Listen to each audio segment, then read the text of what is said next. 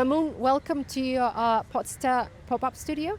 It's Step 2026. It's great having you. Please take a minute to introduce yourself. First of all, thank you very much for having me again. My name is Mamoun Hmidan. I'm the Chief Business Officer at Twigo. I think similar to you guys, we've been in every step over the past few years. We're one of the sponsors, and we're quite happy to see how Step is growing generally. And how do you find Step this year? Actually, the nice thing about Step, I think, beside the venue and how fresh it is always, and the mix of people, I think the way they evolve every time, right? I mean, for those who've been in Step a few years ago, it was more entrepreneurial sort of startups event, plus some of the big tech kind of trying to share their knowledge with those people. Today is very much driven by AI companies, AI startups, kind of talking what's happening right today and to the future. So I like the adaptability that they actually have within the organization as Step, and the way they put it together as an event. So it's always great to be here. So I've noticed that this year the narrative of the event overall has shifted towards balancing AI with a really understanding where a human is. And the topic of your panel actually partially was covering the topic of Correct. Human and culture within the digital business. So to me, the question would be, see, travel is probably one of the most human industries in the world, right? So how do you maintain balance in the AI-driven world? So I think you're absolutely right. I mean, travel is all about experiences, right? About human experiences. People travel for various reasons, but always there's a human element in it, whether tourism, whether medical, education, to see their friends and families. There's always that sort of emotional, direct connection between the consumers and the enablers like ourselves, and the actual in-destination sort of experience they have. None of that can be replaced by AI, 100%. What AI can do is make it easier, make it faster, make it smoother, make it more accurate, right? Travel is usually a very high basket value business. People spare lots of money for their travel. Yeah. It's a very defined choice when you wanna buy it. It's not a regular thing. Every trip has its own reasons, its own options. So what we try to do as a business ever since we started 20 plus years ago is to make it easy. Where AI can come today and help us is basically give our users much more faster results, accurate results based on their needs, based on their history, based on their data, based on what we know about them, and bring all of that as an implementation into a better experience altogether, faster booking facility, and helping them to really do this frequently in an easier way, in a much more affordable way technically. So this is where we see AI coming. There's another element of it, definitely when we are interacting with the human and the customer service level. I think AI will never replace the human touch, because again there is lots of trust factor within the travel business in general.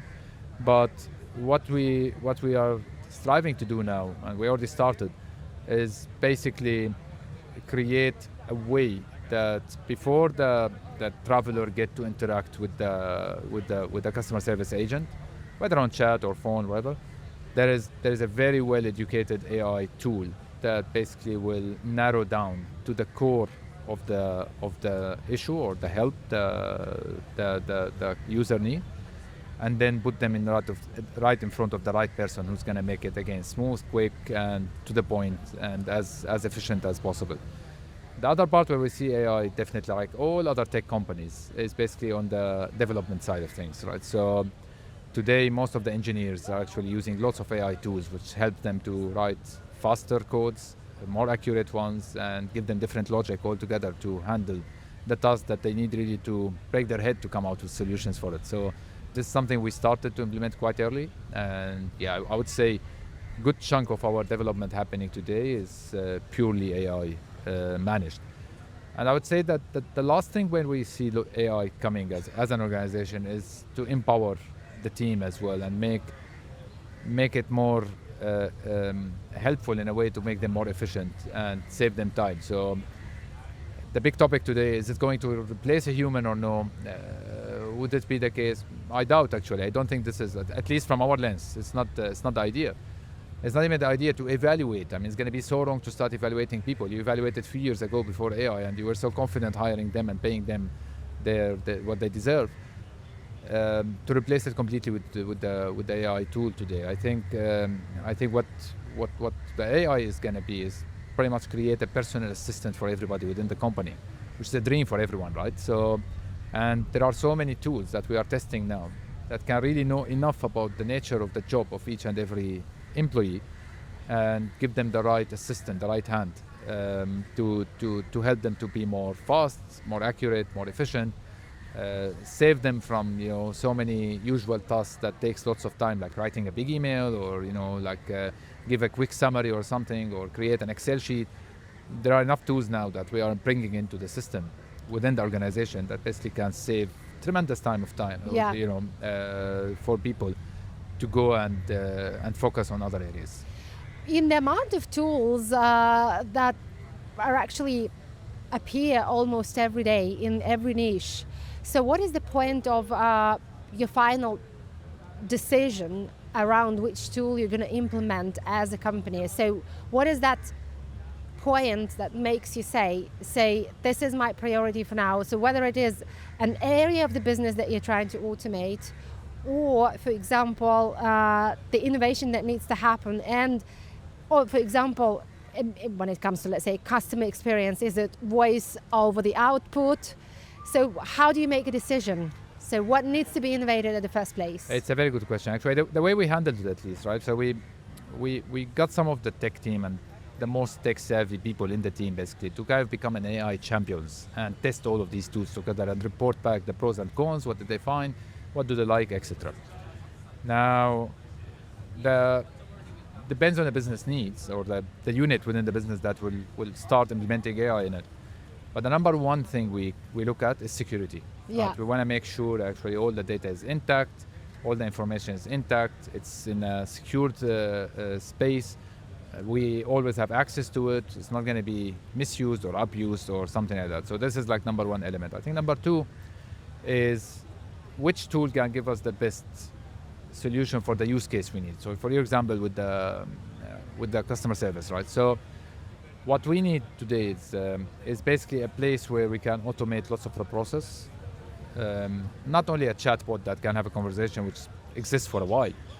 It's not that, it's actually how we can narrow down the outcome of that conversation, the few pillar questions that we're going to ask to the user, and bring him to the right person.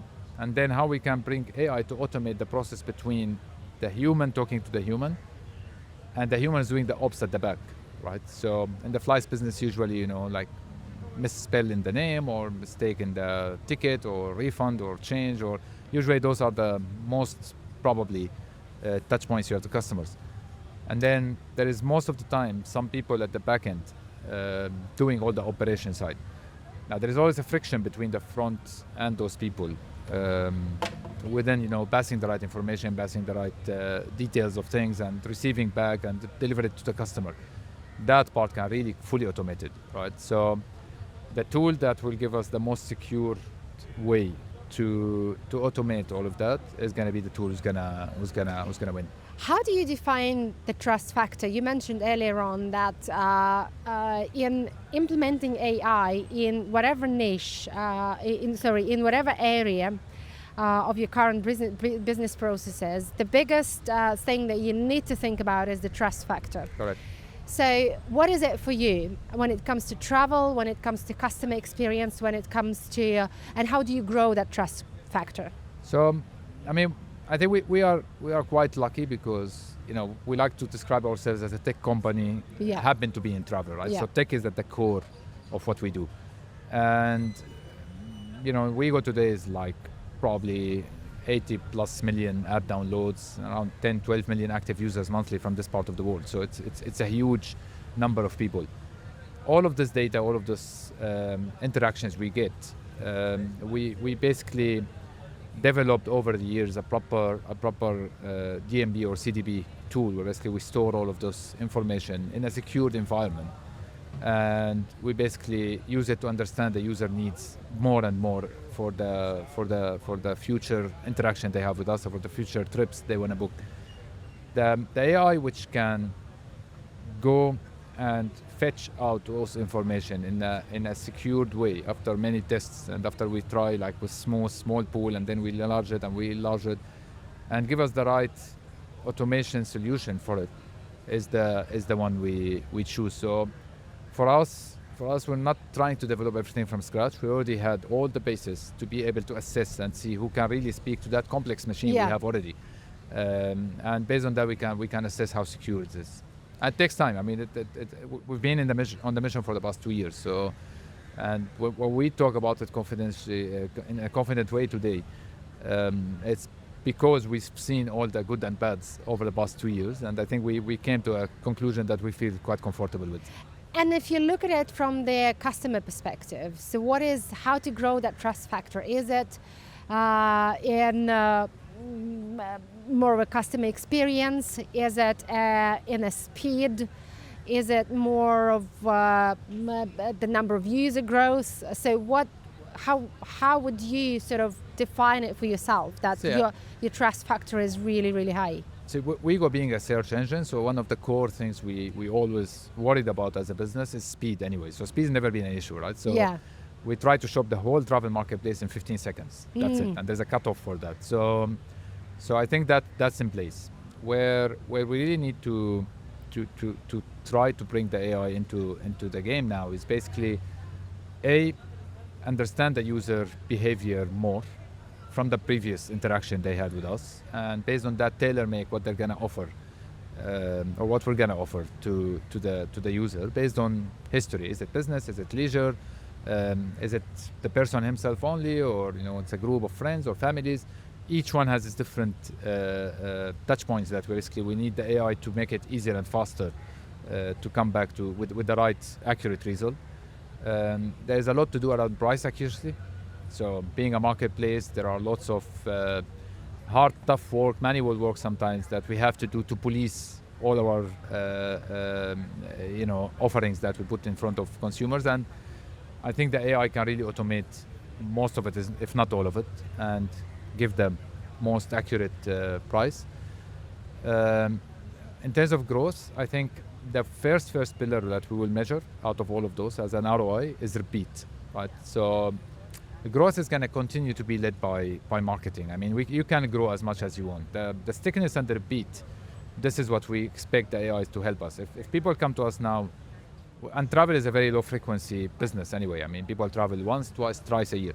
So we want to make sure that actually every time that person is trying to travel, we will be the one they choose. And the more accurate we use this technology, and the better personalized experience we give them, we like to think that the more trust and the more connection they will build with us. How do you, what's your take on the ethical part of implementing AI into, not only into travel industry? The reason for the ethical question is because whenever there's a really human industry, there's always an ethical factor. Correct. That has to be in place. And you can't avoid that conversation whenever you're trying to talk about, let's say, culture and human within the digital business. So how do you take care, or what's your take as a company, as a brand, on the ethical part? Well, first of all, we're not going to be the ones solve the whole world problems. Of course, right? I mean, absolutely. I get your point. So it's a global issue, right? Exactly. Yeah. This is number one. Number two, we work with partners, and we work with other partners in the travel industry as well, and we try to kind of come together and figure out the best practice that we need to bring into this. We also try to rely, as I said earlier, on well-tested, well-reputed companies, basically, that will help us to develop whatever AI tools and functionalities we're going to bring into the journey of consumers in general. The good thing that, again, we know we know quite well the travel business. We know quite well about our users. Thankfully, we're a big brand, trusted brand. So everything we're going to bring from AI into the consumer facing is going to go through a very severe testing and teaching. So we're not relying on the AI to do everything, right? We want to make sure that we teach the AI to give our customers what we want them to give us. And there will be lots of monitoring and tests at the beginning. I'm not discounting the fact that it might go one way or another in an unethical way, but as a business, our job is basically to do whatever we can to prevent something like that to happen. And again, we're not the only ones, so we're going to get also some learnings from others of what they're trying to do and try to implement it as well. But do you think the ethical aspect could become the biggest differentiator between different businesses? No, 100%. 100%, especially when it comes to payment, fintech, things can go really, really wrong. And this is where you see so many people kind of hesitant today about adopting the whole thing. But I think slow transition and careful steps is going to be the only way. And at some point of time, 100%, some people will prefer companies over companies or some companies would just vanish, simple as that, because they did not take the right measurement in place to make sure that they're not breaching that sort of ethical boundaries. So what's your sort of biggest take out of today's panel that you've been part of, as well as the overall event that you went around, say, whether it is on AI, whether it is on culture, or the human element within the AI-driven businesses? So what's your biggest take? What do you want to stay with, and what do you want the audience to stay with? Well, I think, I was lucky enough, I was joined by a few great panelists with, coming from different sectors and different big companies as well. And, the big learning I would say was, we cannot eliminate or take away the human fear of what AI can bring and their fear from losing their jobs or this kind of stuff. It's just, our job is really to assure that, jobs are not going to vanish. Yeah, some jobs might change, definitely. But that doesn't mean that we're going to have a bunch of, people who lost their jobs and ended up in poverty just because of a machine. And at the end of the day, we, as a human, are the one who basically built this. We are the one who requested to teach this. One of our co-panelists today just said that something very important, that just check and make sure that you are checking the outcome of what you get from the AI. I mean, just don't trust blindly and go with it, because you need to start censoring all of these things so the AI can get better. I think that as an event, I think it's quite, I would say, refreshing to see. Is it different from the last year? Yeah, big time, because again, you see lots of series. I mean, last year maybe the AI was like small corner. Today is like almost 75% of the show. I think there is one point that I would love if STEP really kind of addressed during this conference, which is a bit far from tech, but I think the biggest problem we're going to face now with all the AI, my point of view, is how schools will adapt to this, right? And how we're going to build generations that would potentially, survive and figure out between what they are learning at school, university, extra, and what life is going to be with all this AI. I think when I look at my own children today, they're still studying pretty much the basic math, physics with the books, blah, blah, blah. And they know that all of these stuff that they need to memorize or practice are actually a message away on ChatGPT. Mm-hmm. And I think that's kind of diluting the whole value of schooling altogether for the new generation. So I think that's an area that I wish, unless I missed something, or I think that's maybe an area for some startups to think about it, that I wish someone would really come across and say, okay, how we're going to take the education system all together to speak this language, because this is going to be, we're still at the very early stage of this. Where it's going to take us is going to be I think it's the biggest challenge for a lot of parents nowadays on how to bring the younger generation to life in the age when systems are thinking for them. Exactly. Right? How to make them think. I'm sure there is a solution. There is an answer for it, for sure. But yeah, I think it's a big discussion. Maybe next year. Yeah, definitely. Thank you so much for stopping by. It was very insightful, and all the best of luck with innovating with AI and the digital. Thank you. Thank you. Yeah. Thank Yeah. you.